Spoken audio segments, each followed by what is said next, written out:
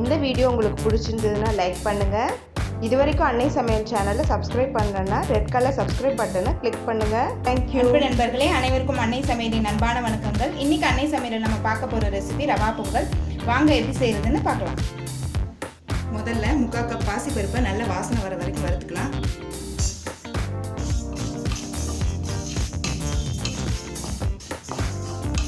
லேசாக கலர் மாறணும், அதே சமயத்தில் வாசனையும் வரணும்.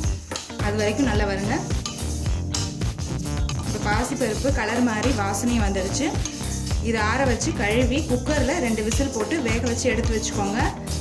3/4 கப் பாசிப்பருப்பு எடுத்துருக்கேன், அதனால் 1/2 கப் தண்ணி சேர்த்துக்கிறேன். கடாயில் தேவையான அளவு நல்லெண்ணெய் ஊற்றி வச்சுக்கோங்க. 2 டீஸ்பூன் மிளகு,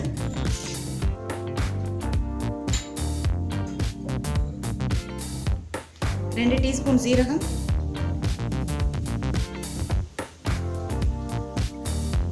கொஞ்சம் பெருங்காயம்,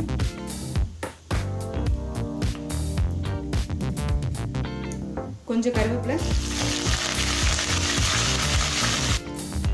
பொடியாக நறுக்கின இஞ்சி,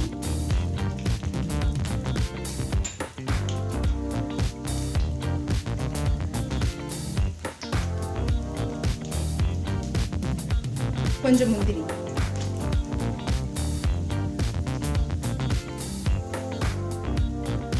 முந்திரி ஆப்ஷனல் தாங்க, நீங்கள் விருப்பப்பட்டா சேர்த்துக்கலாம், இல்லைன்னா வேண்டாம்.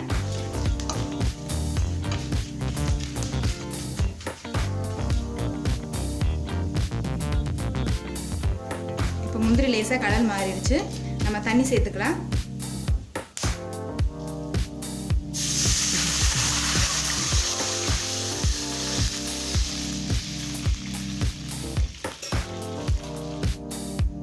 தேவையான அளவு உப்பு. நான் 1/2 கப் ரவை எடுத்திருக்கேன், அதனால் 4/2 கப் தண்ணி சேர்த்துருக்கேன். அதாவது 1க்கு 3ன்ற அளவில். இது ரவா பொங்கல்ன்றதுனால 1க்கு 3 தான் போடணும். எப்போவும் உப்புமா செஞ்சோன்னா 1க்கு 2 சேர்த்துப்போம். இது கொஞ்சம் குழைவாக வரணுங்கிறதுக்காக நான் 1க்கு 3 சேர்த்துருக்கேன். வேக வச்ச பாசிப்பருப்பு சேர்த்துக்கலாம். நல்லா கலரிக்கோங்க.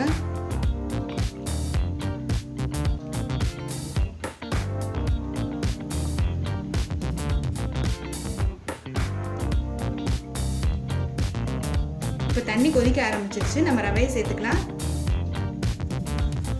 இது ஆல்ரெடி ரோஸ்டட் ரவைன்றனால நான் வறுக்கல.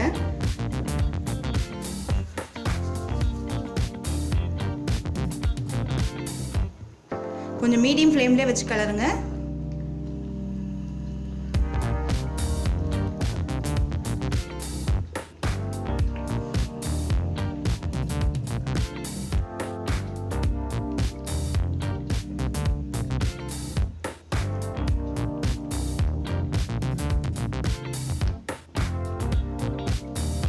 ஸ்லோலே ஒரு 5 நிமிஷம் வச்சுருங்க. அப்படி இல்லைன்னா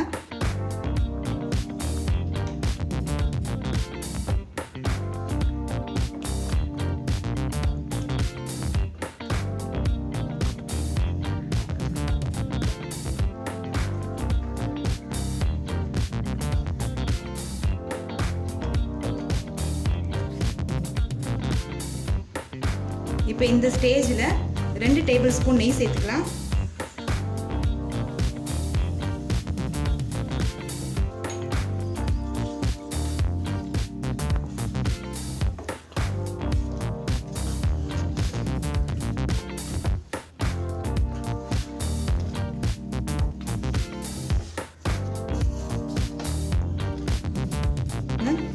பொங்கல் மாதிரியே தான் இருக்குது பார்க்குறதுக்கு.